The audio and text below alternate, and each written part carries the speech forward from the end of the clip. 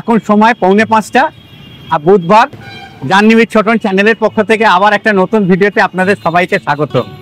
আজকে আমার গন্তব্যস্থল হচ্ছে লেক টাউনের বাল হনুমান মন্দির। এই বাল হনুমান মন্দির আজকে আমি দর্শন করাবো এবং তার ইতিহাস সংক্ষেপে আপনাদের শোনাবো। বাল হনুমানের জন্ম কাহিনী। আমার জার্নি শুরু হচ্ছে উল্টোডাঙ্গা বিধাননগর স্টেশন থেকে। আপনারা বিধাননগর স্টেশনে নেবে আপনারা কিভাবে এই লেক টাউনের বাল হনুমান মন্দির যাবেন সেটা আমি ডিটেলসে দেখাবো, যাতে আপনাদের কোনো অসুবিধা না হয় এই মন্দির যাওয়ার জন্য। চলুন তাহলে জার্নিটা শুরু করি। বিধাননগর স্টেশনে 4 নম্বর প্ল্যাটফর্ম থেকে আপনারা যখন বেরোবেন তারপর কিভাবে এই মন্দিরে যাবেন সেটা আমি ডিটেলসে দেখাচ্ছি। এই বিধাননগর স্টেশনে 4 নম্বর প্ল্যাটফর্ম থেকে আপনাদের বেরোতে হবে। 4 নম্বর প্ল্যাটফর্ম থেকে বেরিয়ে তারপর আপনারা লেক টাউন যাওয়ার বাস পেয়ে যাবেন। আমি আমার জার্নি শুরু করলাম বিধাননগর স্টেশন থেকে, যাতে আপনাদের সুবিধা হয়। এই বিধাননগর রোড স্টেশন থেকে আমার জার্নিটা শুরু হচ্ছে লেক টাউনের উদ্দেশ্যে। আর আপনারা যদি বাসে করে যেতে চান তাহলে উল্টোডাঙ্গার মোড় থেকে যে বাসগুলো যাচ্ছে সেগুলো আমি আপনাদের দেখাবো। বাসে করে আপনারা এই লেক টাউনের বাল হনুমান মন্দিরে যেতে পারেন। উল্টোডাঙ্গা স্টেশনের এই 4 নম্বর প্ল্যাটফর্ম থেকে আপনারা বেরোবেন, বেরিয়ে সোজা মেন রাস্তায় আসবেন। মেন রাস্তায় আসার পর বাগুইহাটি যাওয়ার যে কোনো বাসে উঠে এখান থেকে ক্লক টাওয়ার যে স্টপেজে আছে, লেক টাউনের ক্লক টাওয়ার স্টপেজে আপনারা নামবেন। লেক টাউন যাবে, লেক টাউন যাবে, লেক টাউন যাবে।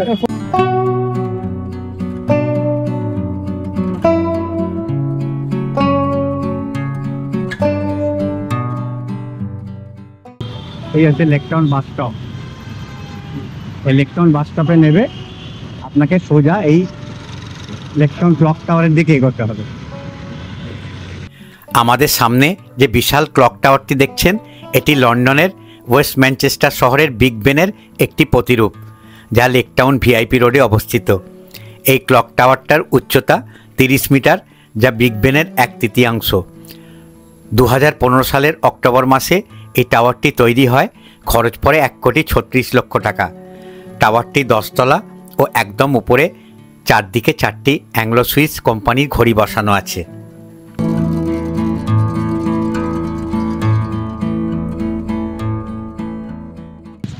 ওই দিকটা চলে গেছে ভিআইপি আর এই দিকটা চলে গেছে উল্টোডাঙ্গা বিধাননগর রোড, যেটা আমি এলাম। কাকুরগাছি শ্যামবাজার থেকে আপনারা যখন আসবেন এখানে এই বিধাননগর রোড। আর এখান দিয়ে ক্লক টাওয়ারের পাশ দিয়ে একটা রাস্তা ঢুকে গেছে, দেখুন। এই রাস্তায় আমাকে যেতে হবে। 3খানা রাস্তা পাবেন আপনারা। এই সামনে 3খানা রাস্তা, কোন রাস্তাটা যাবেন সেটা আমি আপনাদের বলে দেবো। যাবার পথে আপনার একটা গ্রহরাজের মন্দির পড়বে। একটা রাস্তা ঢুকে গেছে বাঁ দিকে আর একটা সোজা চলে গেছে। এই সোজা রাস্তা দিয়ে গেলে আপনারা যশোর রোড পাবেন। যশোর রোডটা পাবেন। ওখান থেকে আপনারা বেলগেছিয়া মেট্রো ধরতে পারবেন। আর ডান দিকে দেখুন একটা রাস্তা ঢুকে গেছে এই সাবওয়ের পাশ দিয়ে, 1 নম্বর গেটের পাশ দিয়ে। এই যে 1 নম্বর গেট, এই 1 নম্বর গেটের পাশ দিয়ে একটা রাস্তা ঢুকে গেছে সামনে। এই রাস্তা দিয়ে আমাদের 600 মিটার হাঁটতে হবে। এই হচ্ছে ক্লক টাওয়ার।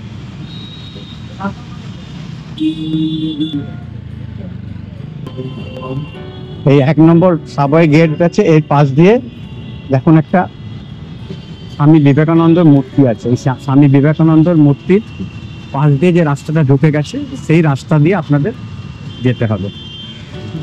এই রাস্তা সামনে দুটো রাস্তা ছেড়ে দেবেন, ডান দিকে যে রাস্তাটা ঢুকে গেছে ডান দিকে মাঠ পড়বে। একটা জিনিস খেয়াল রাখবেন, আপনি যখন হেঁটে হেঁটে যাবেন আপনার ডান দিকে কিন্তু ভিআইপি রোড পড়বে। এই দেখুন ডান দিকে ভিআইপি রোড পড়বে, তারপর একটা ছোট খাল পড়বে। এই দেখুন দেখাচ্ছি, ডান দিকে ভিআইপি রোড, একটা সামনে খাল পড়বে। তারপরে যে রাস্তাটা ঢুকে গেছে এই রাস্তা দিয়ে আপনাকে সোজা হাঁটতে হবে। আমি যখন বিধাননগর স্টেশন থেকে এলাম প্রথমে পড়লো হচ্ছে Lake Town bus stoppage. Lake Town bus স্টপেজে নামার পর একটু এগিয়ে সামনে বিশাল ক্লক টাওয়ার। ওই ক্লক টাওয়ারকে রেখে বাঁ দিকে আমি ঘুরলাম। বাঁ দিকে ঘোরার পর আবার দেখবেন যে 3টে রাস্তা চলে গেছে। 3টে রাস্তা, যে ডান দিকে রাস্তাটা সাবওয়ে 1 নম্বর গেটের পাশ দিয়ে যে রাস্তাটা ঢুকে গেছে সেই রাস্তা দিয়ে ঢুকে এই সোজা আমি হেঁটে এলাম। হেঁটে আসার পর প্রথম যে গলিটা পড়ছে, এই প্রথম যে গলিটা পড়ছে এই প্রথম গলির একদম এক্সট্রিম যেখানে গিয়ে ধাক্কা মারছে গলিটা, ওখানেই হচ্ছে বাল হনুমান মন্দির। আশা করি আপনাদের আমি লোকেশনটা বোঝাতে পেরেছি। চলুন তাহলে এই ডান দিকের গলিতে ঢোকা যাক। প্রচন্ড গরম, ঘাম দিচ্ছে, আজকে হিউমিডিটিটা বেশি। যাবার পথে ডান দিকে একটা পার্ক পড়বে। কলকাতা শহরের ভেতর এত সুন্দর মনোরম পরিবেশ ঘেরা একটা পার্ক আছে। আগে কিন্তু বাস দিয়ে যাওয়ার সময় দূর থেকে দেখতাম, কিন্তু অতটা লক্ষ্য করিনি। যখন বাল হনুমান মন্দিরে যাচ্ছি তখন ডান দিকেই পার্কটা পড়েছে, তো আমি ভাবলাম প্রত্যেক দিন আমি দূর থেকে বাস দিয়ে দেখি, তো আজকে একবার ঘুরে যাই, তাহলে আপনাদেরও একটা ঠিকানা হয়ে যাবে। তখন এই এলাকায় বাল হনুমান মন্দির দর্শন করতে আসবেন, তখন কিন্তু আপনারা এই পার্কে এসেও কিছুটা সময় কাটাতে পারেন বিকেলবেলা। আমি একদম লেক টাউনের বাল হনুমান মন্দিরের সামনে চলে এসেছি। এই মন্দিরের আরেকটা নাম আছে, বাইরে লেখা আছে লাল বাবা সেবা সদন। মন্দিরের বাইরে থেকে মন্দিরের স্থাপত্য শৈলীটি আপনাদের একবার দেখিয়ে দিই। মন্দিরের সামনে 3টে দরজা, দুই দিকের দরজায় প্রবেশ ও বেরোনোর জন্য, আর মধ্যিখানের দরজা এই মন্দিরের নিজস্ব গাড়ি রাখার জায়গা। বাইরে থেকে মন্দিরের স্থাপত্য শৈলী উত্তর ভারতের নাগর শৈলীর মন্দিরগুলির মতো, যেমন 1 তলা 2 তলা 3 তলা ইত্যাদি।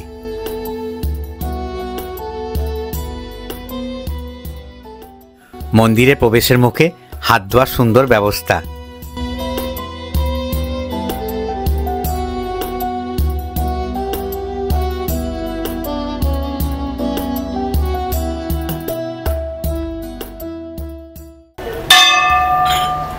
মন্দিরে প্রবেশের মুখেই ঘণ্টা বাজিয়ে 12টি শ্বেতপাথরের কারুকার্য খচিত সিঁড়ি পেরিয়ে মন্দিরে প্রবেশের প্রথম ধাপে এলাম।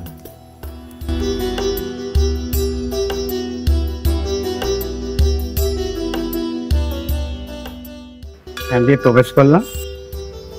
দুদিক দিয়েই আসার রাস্তা আছে। যখন কোনো অনুষ্ঠান হয় তখন একদিক দিয়ে প্রবেশ করা হয় আর একদিক থেকে বেরোনো হয়।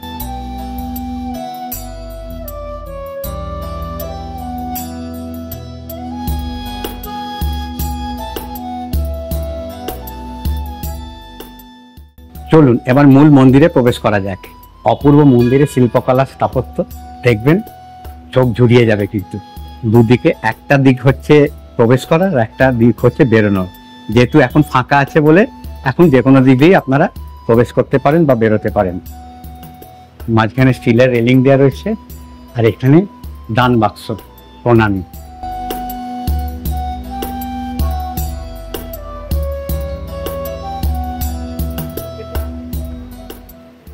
আপনারা চাইলে কিন্তু অনলাইনের মাধ্যমেও ডোনেট করতে পারেন।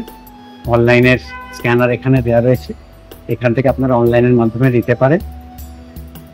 আর প্রতিদিনের যে সেবা হয় সেটাও আপনারা এতে অংশগ্রহণ করতে পারেন।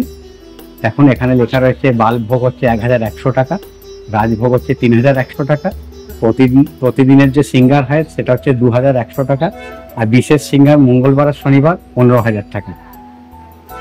এই হচ্ছে এখানকার চার্জ পার ডে, যদি আপনারা এখানে অংশগ্রহণ বা সেবা করতে চান। আর মন্দিরের সময়সূচিটা বলে দিচ্ছে, দেখুন মন্দির সকাল 5টা 15 সময় খোলে, 1:30 অবধি খোলা থাকে, আর মঙ্গলবার আর শনিবার 2টো অবধি খোলা থাকে, আর সন্ধ্যে 4:30-র সময় আবার খোলা হয়, রাত্রি 10টা 15 অবধি খোলা থাকে, আর মঙ্গলবার আর শনিবার রাত 11টা অবধি খোলা থাকে।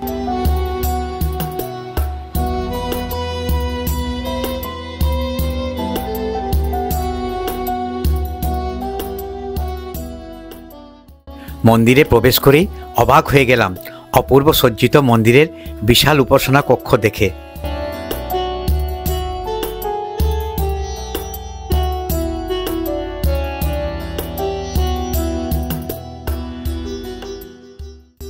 উপাসনা কক্ষের মেঝ নানান রঙের কারুকার্য করা শ্বেতপাথর দিয়ে ঢেকে দেওয়া হয়েছে। দুই পাশে শতরঞ্চি পাতা, ভক্তদের বসে ভগবানকে এক মনে প্রার্থনা করার জন্য।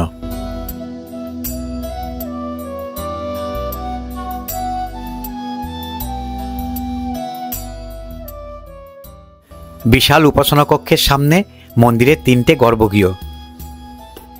গর্ভগৃহের সামনে খুব সুন্দরভাবে সাজানো।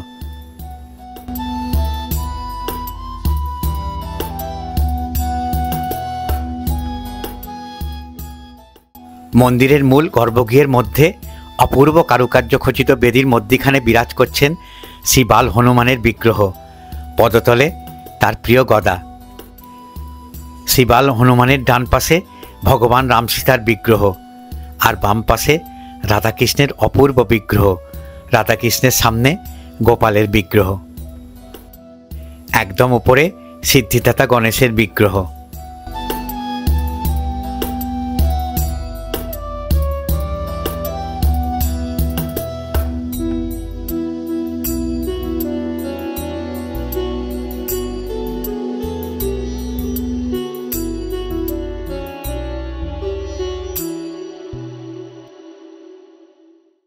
মূল গর্ভগৃহের বাম পাশের গর্ভগৃহে ভগবান শিব শিবলিঙ্গরূপে বিরাজ করছেন।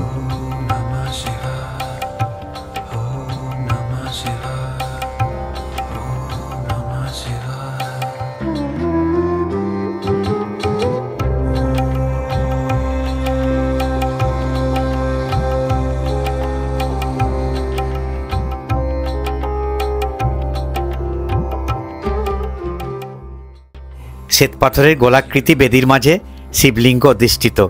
বাসুকীনাগ শিবলিঙ্গকে জড়িয়ে আছেন, পাশে ত্রিশূল ও উপরে ঘটি থেকে বাবার মাথায় জল ঢালার ব্যবস্থা। পিছনে ভগবান শিবের ছোটবেলার ছবি লাগানো আছে। মূল গর্ভগৃহের ডান দিকে ভগবান হনুমানের বাল্য জীবনের অনেক ছবি বেদির উপরে বসানো আছে।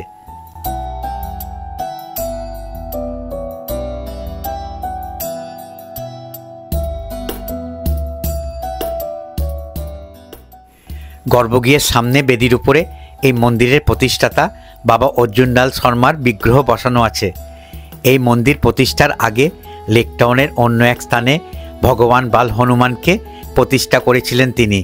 পরবর্তীকালে ওনার মৃত্যুর পর ওনার ছেলে এই মন্দির 2016 সালে নির্মাণ করে ভগবানদের প্রতিষ্ঠা করেন।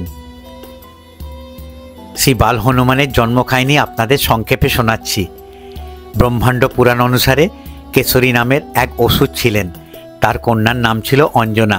সুন্দরী অঞ্জনা বানর রাজাকে বিবাহ করেছিলেন। সেই বানর প্রধানের নামও ছিল কেশরী।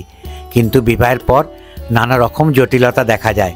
বহুদিন ধরে রাজা কেশরী ও দেবী অঞ্জনার সন্তান হচ্ছিল না। এই কারণে মনোকষ্টে ভুগছিলেন তারা দুজন। তাদের কষ্ট দেখে ধর্মরাজের দয়া হলো। এমনই একদিন অরণ্যে ভ্রমণ করছিলেন দেবী কেশরী। তিনি একাই ভ্রমণ করছিলেন সেদিন। তখন ধর্মরাজ এক নারী রূপে এসে অঞ্জনার সঙ্গে সাক্ষাৎ করেন। দুজনের মধ্যে গড়ে ওঠে বন্ধুত্ব। কথায় কথায় জানতে চান অঞ্জনার দুঃখের কথা। তারপর তাকে সন্তান লাভের পরামর্শ দেন। ধর্মরাজ এক নারী রূপে এসে অঞ্জনাকে ভালো পরামর্শই দেন। তিনি তাকে পবনদেবের আরাধনা করতে বলেন। সেই নারীর কথা শুনে অঞ্জনা আরাধনা শুরু করেন।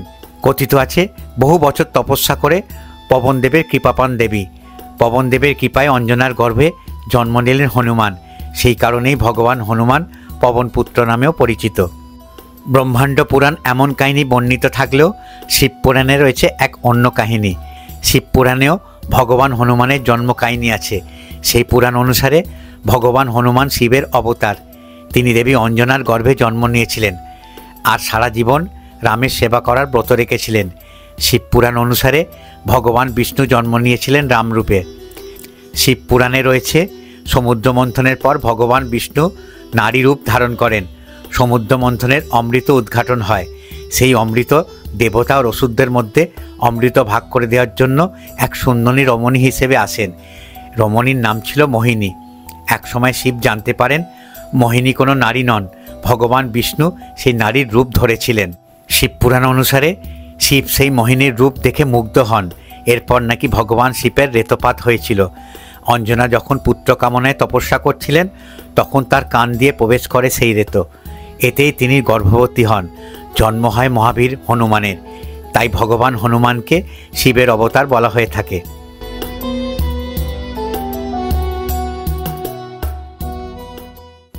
আমি পুরোহিত মহাশয়ের কাছ থেকে কপালে তিলক নিয়ে একটু প্রসাদ নিলাম ও ভগবানকে সকলের সুস্থতা কামনা করলাম। চলুন এবার মন্দিরের গর্ভগৃহটা প্রদক্ষিণ করে নিই। সবাই কিন্তু এই মন্দির এলে গর্ভগৃহ প্রদক্ষিণ করে, আর এক একজন ভক্তকে দেখছি অনেকবার কিন্তু প্রদক্ষিণ করছেন। চলুন আমরা একবার প্রদক্ষিণ করে নিই।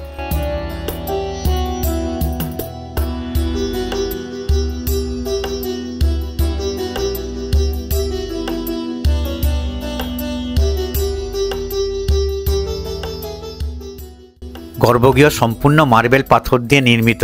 গর্ভগৃহের বাইরে পাথর কেটে সুন্দর কারুকার্যের মাধ্যমে নিখুঁত শিল্পকলা দেখা যায়। গর্ভগৃহ প্রদক্ষিণ করার সময় বাইরের দেওয়ালে ভগবান বাল হনুমানের রূপোর তৈরি বিগ্রহ বসানো আছে। সব ভক্তরা প্রদক্ষিণ করার সময় বিগ্রহকে প্রণাম করে তাদের ভক্তি নিবেদন করছেন।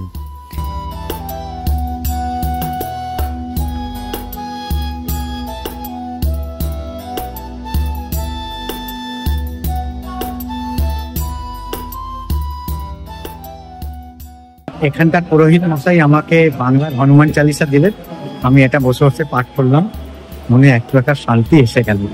আমি এমনি বাড়িতে পাঠ করি, কিন্তু এখানে এসে মন্দিরের ভেতর বসে যে উপাসনা কক্ষের ভেতর বসে যে হনুমান চালিসা পাঠ করাটার একটা আলাদা মহত্ব, সেটা আজকে আমি বুঝতে পারলাম।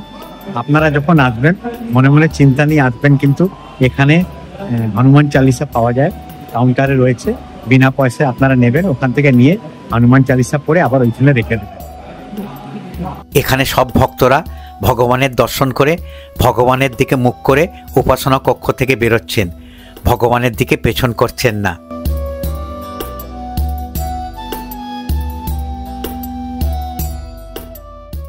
সন্ধ্যে 7:15 আরতি হবে।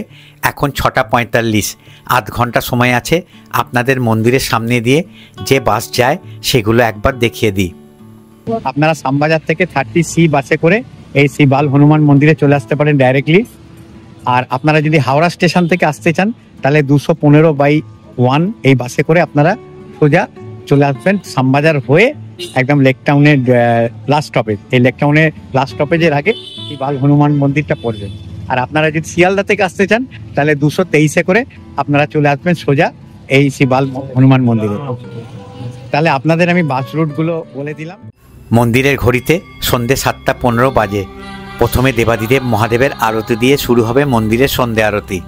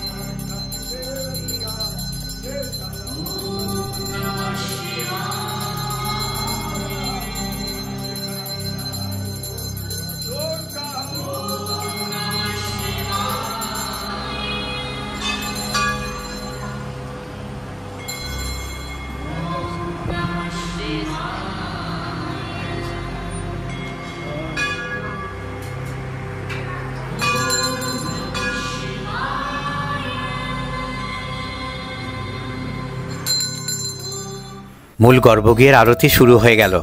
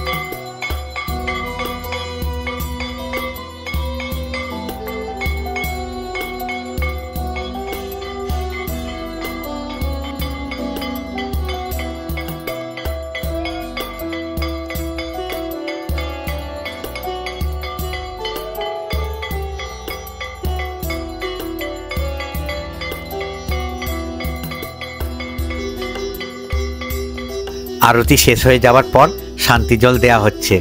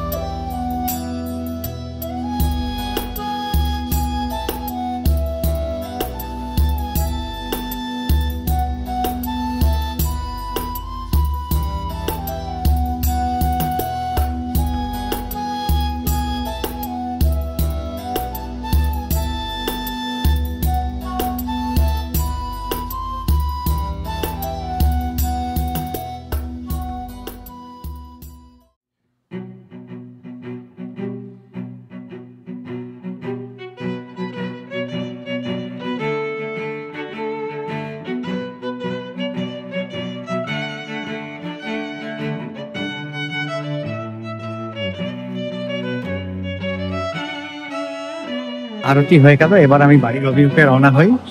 খুব ভালো লাগলো, মনে এক প্রকার তৃপ্তি অনুভব করলাম এই মন্দিরে এসে। আশা করি আপনারা এই মন্দিরে আসবেন এবং সন্ধ্যা আরতি দেখবেন আপনাদের মনে এক প্রকার অদ্ভুত তৃপ্তি অনুভব করতে পারবেন। তাহলে আমি এবার বাড়ির অভিমুখে রওনা হই। আশা করি আজকের ভিডিওটা আপনাদের ভালো লাগলো। যদি আজকের ভিডিওটা ভালো লেগে থাকে তাহলে অতি অবশ্যই একটা লাইক দেবেন আর আমার ভিডিওটাকে ম্যাক্সিমাম শেয়ার করার চেষ্টা করবেন। আপনারা যদি আমার চ্যানেলে নতুন দর্শক হয়ে থাকেন তাহলে আমি আমার পরিচয়টা বলে দিই। আমার নাম অলোক, ডাক নাম ছোটন। আমি নানান দর্শনীয় স্থান, মঠ, মন্দির, আশ্রম ঘুরে বেড়াই এবং তার ভিডিও তুলে আমার চ্যানেলের মাধ্যমে দেখাই। আশা করি আপনাদের আমার ভিডিওগুলো ভালো লাগে। তাহলে আজকের ভিডিওটা যেখানেই শেষ করছি। আবার আপনাদের সঙ্গে দেখা হবে আমার আগামী ভিডিওতে। আমি আবার একটা নতুন ভিডিও নিয়ে আপনাদের সামনে হাজির হব আমার চ্যানেল জার্নি উইথ ছোটনের মাধ্যমে। তাহলে ভিডিওটা আজ এখানেই শেষ করলাম।